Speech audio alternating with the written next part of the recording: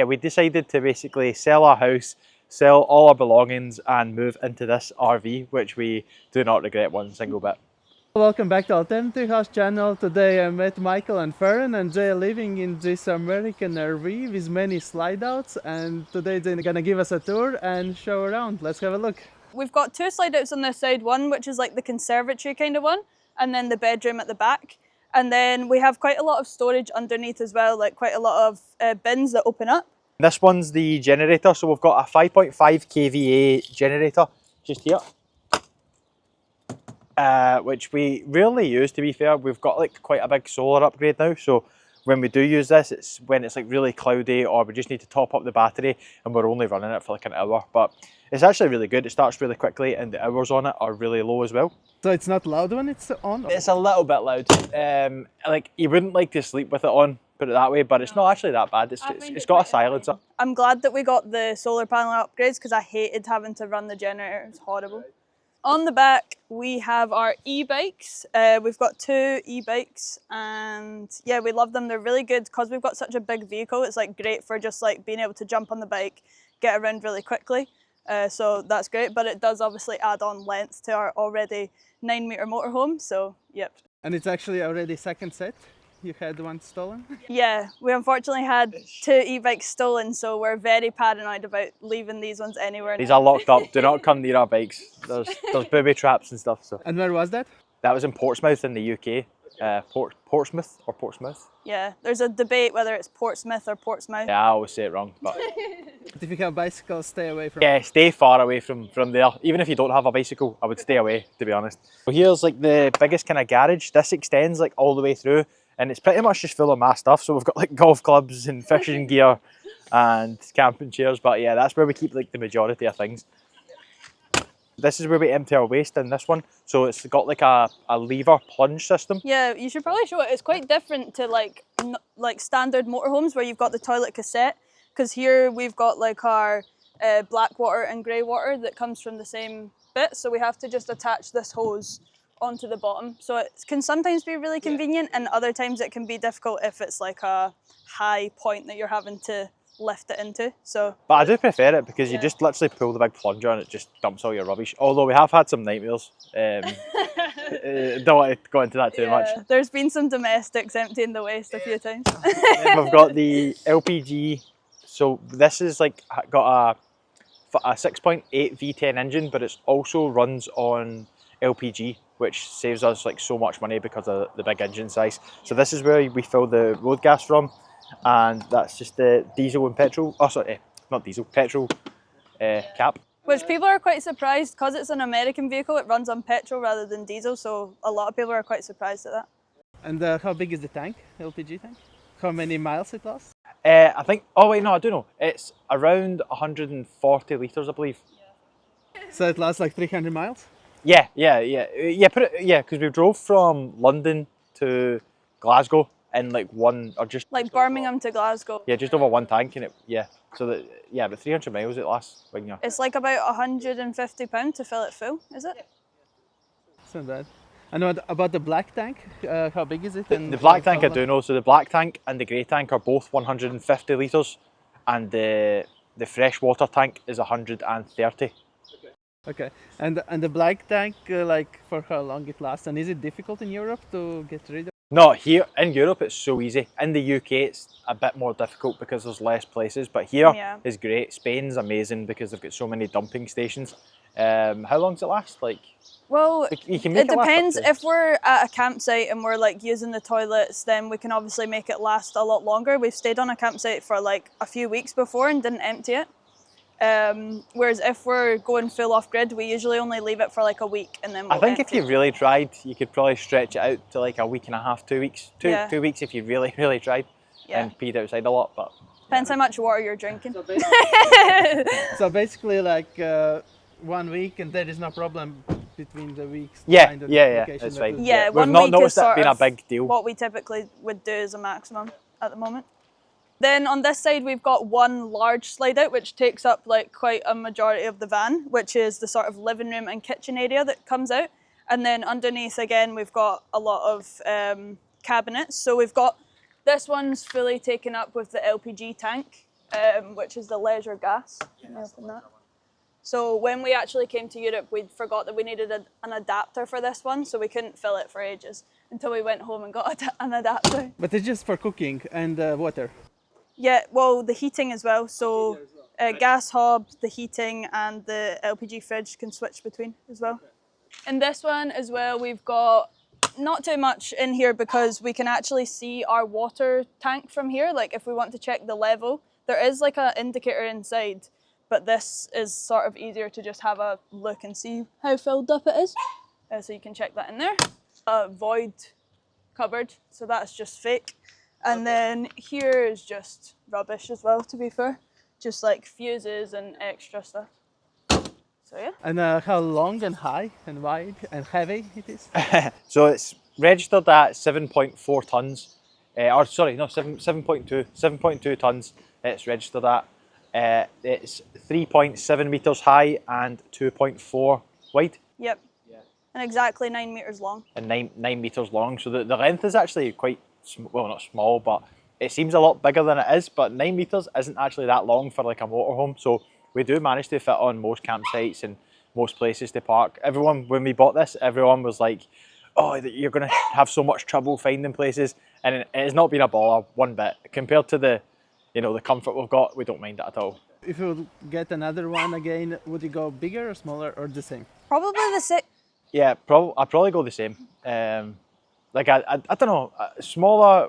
Depends what if we're using it for this same use case, then I would just keep the same because it's perfect. Like we find like 9 metres typically tends to be the maximum for campsites, so it's kind of perfect. Like a lot of them say up to 9 metres, so I would say 9 metres is like ideal.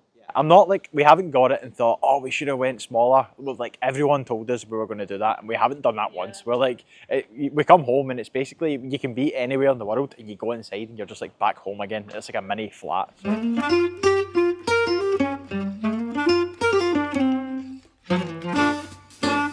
Welcome inside. This is the cab area, which a lot of people find quite interesting because it's got so many like buttons and it's just quite big compared to a normal like van. So yeah, this is where we obviously sit for traveling. We don't really use these seats much other than that because we've obviously got quite a lot of other seating. We don't typically turn them around. But one of the things that I love about this area as well is I actually have like a little desk on my seat. So like I can actually use it as a laptop desk. And do you use it while driving or as well when you just like this stationary? Mostly while driving, but sometimes while stationary if we want like a little extra area. If we've got a nice view as well, and it's like a nice view and you can just sit at the front there and have the because this seat's like really comfortable, so it's actually like a good little position. And the window's amazing as well because the window's like so wide. So when if you've got something nice to look out at, then it's pretty good. A white wall. Yeah, not a white wall. And then here we've just got a very small TV, nothing too big. So yeah, we actually brought our TV from our house because the one that was here previously was broken as soon as we basically used it. So we just brought it, which it is quite big, but we like it. And people are like, can you not see that whilst you're driving? But as soon as you sit in the driver's seat, you can just see past it and it's fine. So it stays there all the time, it doesn't swivel? Or yeah, no, it just stays there because it's like a fixed bracket. It doesn't obstruct any vision though. It's still literally as soon fine. as you sit, you wouldn't think it, but as soon as you sit, you can't see it. Could you make a rear wheel camera on that? Everyone said that. I think it's actually illegal to have it on while driving. Okay. So because when you're parking. When you're parking, true. True. The wee one I've got one actually here. Yeah, but that's tiny one. I think that'd be a bit ridiculous. I've heard that before though. Like that's a big reversing camera. I'm like, yeah. I know. Very good, very good. Yeah, and then up here we've got a lot of storage, but it's quite messy just now. We typically end up shoving a lot of stuff in here.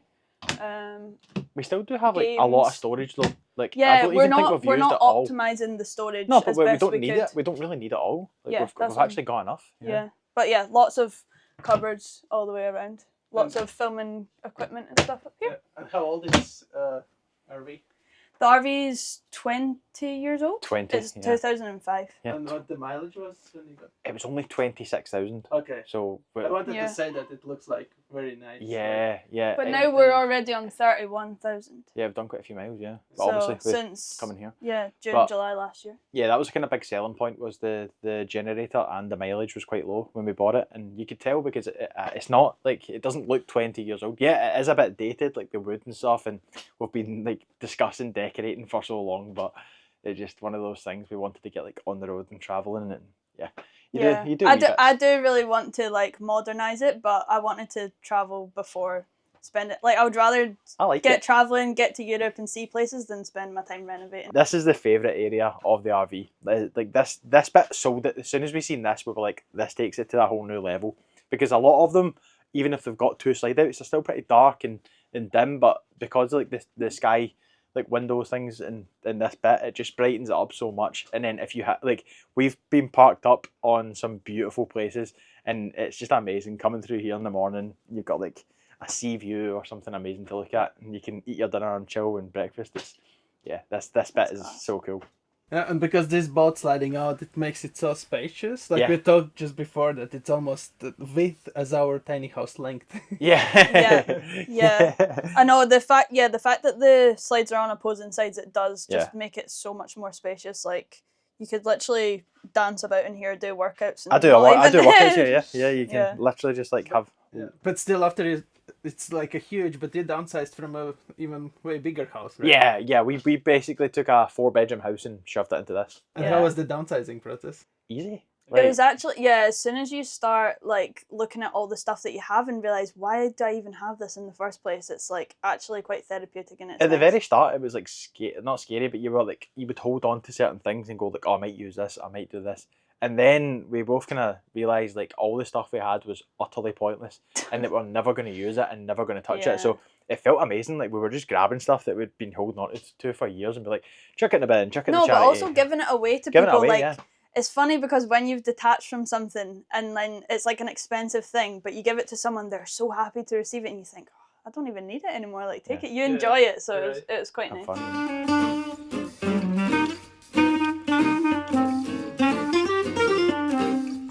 On this side, we've got the sort of living room and kitchen area, which people are like, can you still cook full meals, anything, which we actually find it really ideal because we've got 3 hobs, 3-burner stove here, and then this is like a microwave oven as well, which, to be honest, this is a bit annoying. I wish we could use this a bit more than we do, but because of the solar panel upgrades, we can't currently run the oven without starting the generator.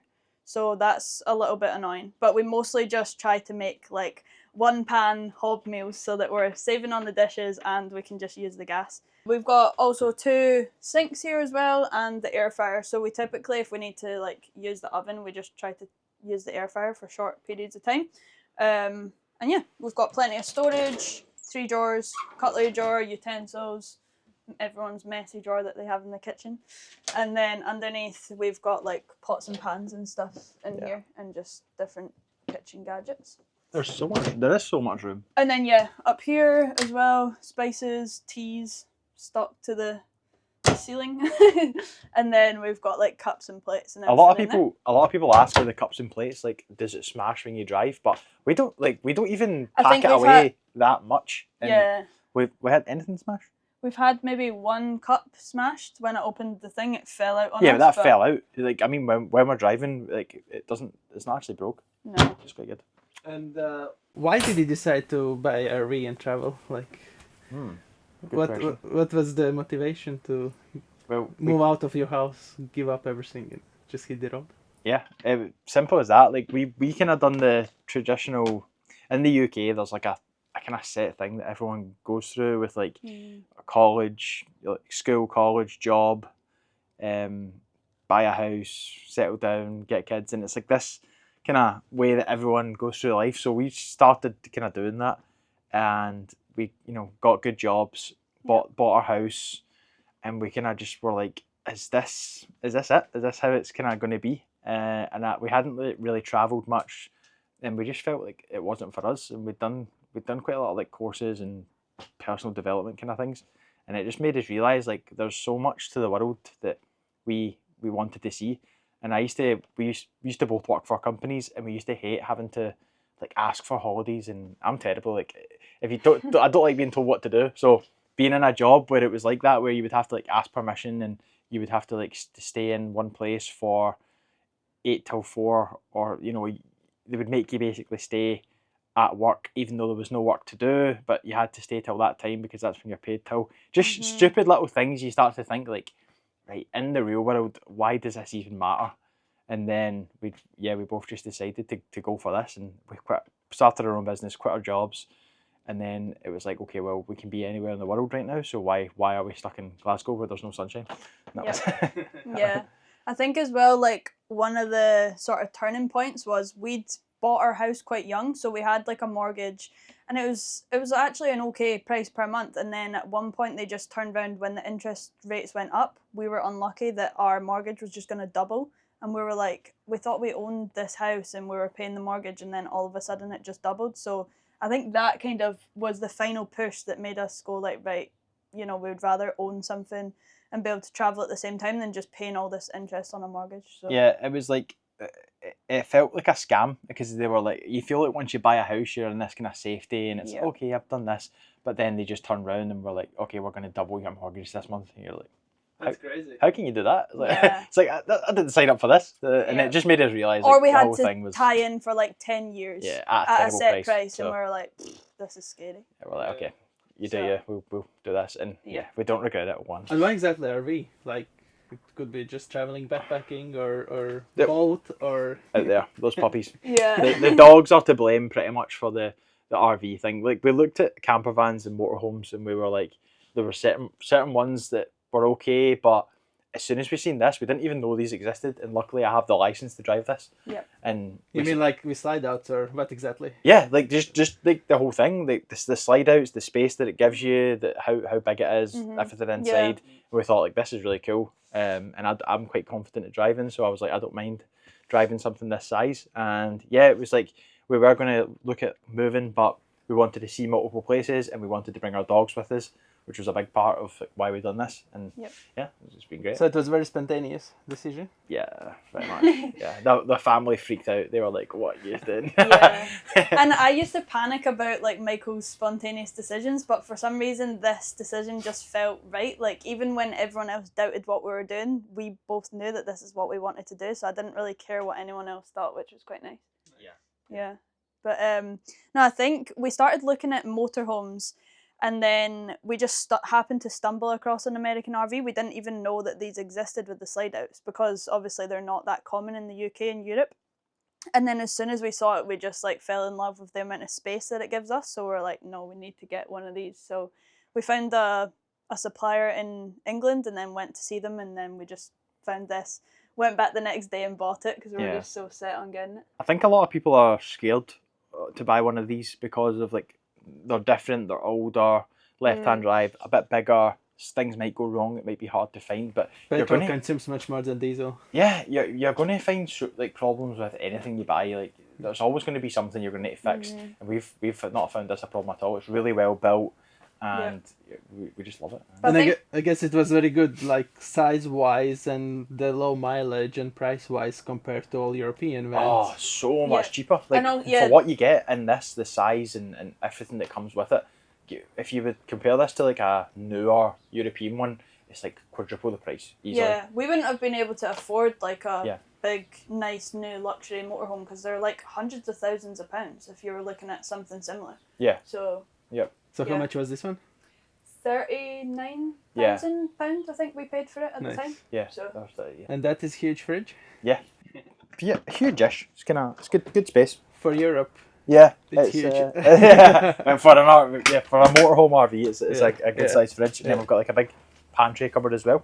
Yeah, which I'm trying to convince Michael to turn into like a slide out one, because I cannot get to the back of that easily. So I'm like, let's get some. This is like the most Roman job ever. Roman, like, install like sliding drawers. It's super easy. Don't. I will send you a link. No. I'll do it myself when he goes back to the UK.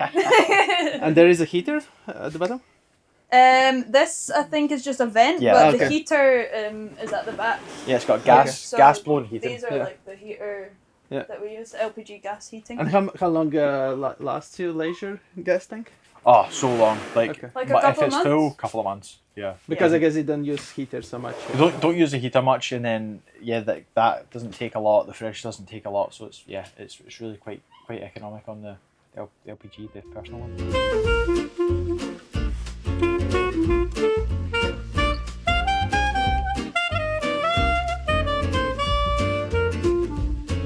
Another great thing about this RV is that if me and Fern fall out, then we can just do this.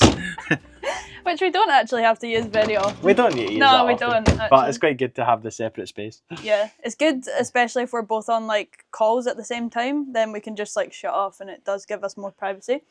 And then we also have quite a large shower here, which with Michael being like over 6 foot, that was actually one of the deciding factors of buying this RV, because some of the showers, it was like the scene on Elf where he's crouched over. Michael couldn't fit into the shower, so we've got a pretty decent sized shower, which we only typically use if we're like going off grid. If we're at campsites, then we just use the showers here. But yeah, it's decent pressure. It's good, and really good pressure, and the water's roasting, so Yeah. it's actually a great shower if you can afford. And that is a roof window or light. Yes, there's It's a roof window, but it lights up really quite a lot. It's like it brings in a lot of light to the room. It's quite good. It looks like a light on. Yeah. But we did have a disaster with the shower. I forgot the name. Yeah, we did have a disaster with the shower when we first bought the RV, because about a month or two after we first bought it, we found like a damp patch just here beside beside the bed. So we ended up having to rip out the full shower and replace like the whole floor underneath. So it was quite like a big job, and we did end up going back to the guy and he compensated us with money, which was very nice of him. Yeah, he was good. He was really good. Yeah, it was really good, but that was a bit of a thing when we first bought the RV and we were like, oh god, now we're having to replace the full floor. But you still had to drive to England back and to...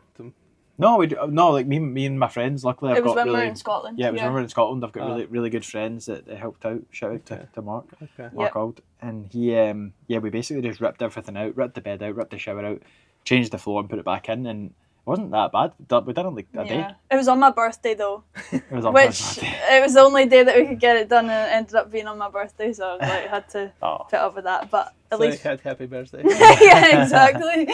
But To be fair, I okay, was sitting outside sunbathing and they were dealing with it, so it was good. We got it done. It wasn't that hard. Again, another thing that you think that's the worst case scenario, but you just get it done and get it fixed, and that's it. Yeah. But yeah, the bedroom's great. Like, I love the bedroom as well. We can use this when it's in. So you don't have to have it like slid out. So if we're parked somewhere discreet, then everything's still usable.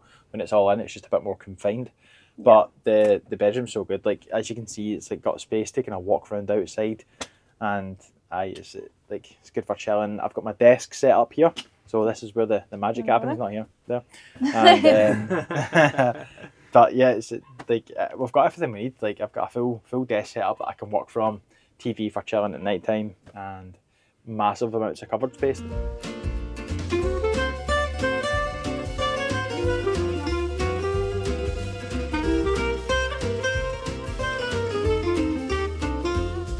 So we've got our two wardrobes here. So I've got like one half of the wardrobe, Michael has the other half, and then we have 3 drawers each as well. So it's plenty enough storage actually. We had to do a lot of downsizing in the clothes department when we were moving from our house, and especially shoes as well. Like, we just had so many pairs of shoes and things that you don't actually need and you just keep. So I think we've got like a good amount of clothes now. Yeah, I think so. So yeah. And how do you sustain this lifestyle? I think one of the things that stops most people from actually being able to do this full time is like they have to go back to a job where they're like in a certain location to do their job, or like, they go for a few months holiday and then they run out of money. So one of the things that we're really lucky is we started our businesses a couple years ago and we are able to do it fully online. So we have our own businesses where we help others to automate their processes and scale their business online. So it works well. We can do it from anywhere, which is great for us because it means we don't need to go back to the 9 to 5 and think, oh, this is just a little holiday. It's like actually a sustainable lifestyle that we can carry on doing. So yeah, so if it's like we've got our own system, that if like a business wants to like run everything from the one place, then they can use our system, which has like their website, their social medias, everything's all linked, and it's we use AI to automate their processes as well, and then they can scale basically from our site. Okay. Yeah. So it's worldwide or just Scotland? Yes, worldwide. Okay. Yeah, worldwide. Yeah. And then when we first started doing van life, we just started filming ourselves as well. So we have started our own YouTube channel, which brings in a small amount of money, but it helps. Yeah, Every more little for fun. helps. More for fun. So yeah, that's good as well. So we'll show you the Where good the bit. second magic happens. The second magic happens, yeah. So under here is where we've got the new setup that we paid loads of money for, and is the best thing that we've done so far. So before we had this setup, we had to basically we couldn't be off grid at all. If we started or left one lamp on, the engine would die. So we got this full Victron setup. So we've got 10 solar panels on the roof. We've got 3 100 amp hour batteries, but they're Victron, so the discharge is 200 amps. And then we've got the MPPT, the Multiplus 2, and the transformer over there that goes from the 120 to 240 volts. Yeah, and so it's enough, more than enough. More than enough, yeah. This allows us to be off grid basically completely, so we don't need to plug into electricity. If the sun doesn't come out in a week, then we might have to run the Jenny, but apart from that, it's really good. Yeah. So this one's for the heating and the AC. We've got 2 AC units as well. These are the buttons for the slide outs, but this little gadget here is where we run everything from. So it monitors the batteries, the percentage, what solar's coming in, the AC, how much we're pulling from AC and battery. And also if we're on a campsite and you need to limit the ampage, so it's saying it's only providing 16 amps, which we've got it set to just now, you can actually change that so that if you use more, then it starts pulling from the batteries and the transformer instead of the campsite, so it doesn't trip. So it's really good. And did you have to do something else because this was built anyway, and they were using it for leisure, right? For recreational. Yeah. And did you have to do something else more besides the batteries and power system? No, that's pretty much it. It was good to go. Other than that, Yeah. for everything that we need, yeah, that was another big reason we were kind of happy with it. It was almost good to drive and use. Yep. No, we didn't actually do anything else. Just the No, battery to be upgrade. fair, we were naive to the fact that we thought it was fully off-grid capable when we bought it. We were quite naive to even knowing about solar panels and batteries and how much it could hold. We used to break down all the time. We would stop to go for a food shop and we'd come back out after 20 minutes and the van would be completely broken down. Yeah. We'd have to get someone to jumpstart us. It was a nightmare. So I was so glad when we got the batteries upgraded because it was a faff. And you have AC on it? Yeah. What is that? Yeah, that's 2. So we've got 1 here and 1 at the front, 2 AC units. Did they use them? No. Never really. We've never had to use the AC because we have it's called a fantastic fan there. So we just open a couple windows, turn on that fan, and it really gets the circulation going. Yeah, I think because the insulation in the roof is really big, and then if you keep the windows shut or the blinds shut, compared to normal vans where it gets really hot during the day, as long as that fan's on, you've got a window slightly cracked, or even not, it keeps really cool in here. So it's really good for the dogs and stuff as well for during the day. Yep. It actually stays quite cold if you wanted to. And there is left one more door in this house. There is left 1 more door, yeah. Sharon, you can do the And bathroom. Michael runs away. And so in here we have the bathroom. It's actually a pretty good size bathroom. We've got the sink, toilet, and then a cabinet which we can keep stuff inside, and drawers and cabinets underneath as well. But me and Michael sometimes come in here brushing our teeth at the same time, and we can both fit, so it's pretty good. And yeah. And the toilet. Yeah, we've got the toilet here, and then we also have this little, what do you call that again? Bidet. Yeah, little bidet kind of thing, which we don't actually use that I much, use it. but- Well, apparently Michael uses it. I but like it, man. It's good. It's actually quite good to save on toilet paper Keeps you usage. clean. We've got a roof vent here as well with a little fan. So yeah. But yeah, we don't have any regrets at all. And I would say if you're thinking about doing something like this, life is far too short. Everyone experiences kind of deaths and stuff, and that makes you realise so much more. Yeah. When you see someone that's kind of passed away or something that's happened so suddenly, it's why are you kind of holding yourself back? And yeah, we might all have reasons that we can't do something exactly like this, but yeah, I would just say take the plunge and go for it. If you're thinking of, I'm not happy where I am or I want to change something, just do it. Life is so short. You're here for a blink, and this is what we kind of live by, and it's been the best thing we've done ever. Yeah. Yeah. It's actually so nice to be able to inspire other people to do the same as well, because like, especially with us being quite young, we're like sort of the odd ones out in this kind of motorhome community, I guess. I'm getting old, man. Yeah, Michael's approaching 30. So yeah, with us being kind of the odd ones out, it's kind of nice to inspire others to do the same thing. And a lot of people say, oh, I'd love to be able to do what you do. Like, I just don't think I'd ever be able to do it. And like, you actually can. Like, you can do whatever you put your mind to. So yeah, we would say just go for it. Like, get the things in place first, but if you're wanting to do something, just start working towards it. So as long as you're making progress in the right direction, then it's good. We've seen more than we've seen this year or these past 6 months. That we've seen more, met more people, had more opportunities than our entire lives. So it's been amazing. All right, thanks for watching. Let us know, would you travel in American RV in Europe? Is it too big for you or too small for you? Guys have a YouTube channel where they're documenting once a week what they have done in this week, and it stays all real and nothing edited out. Keep it real. Make sure to go check them out. I will leave the links in the description below, and see you in the next one. Cheers. Peace out. Cheers. Can I date again?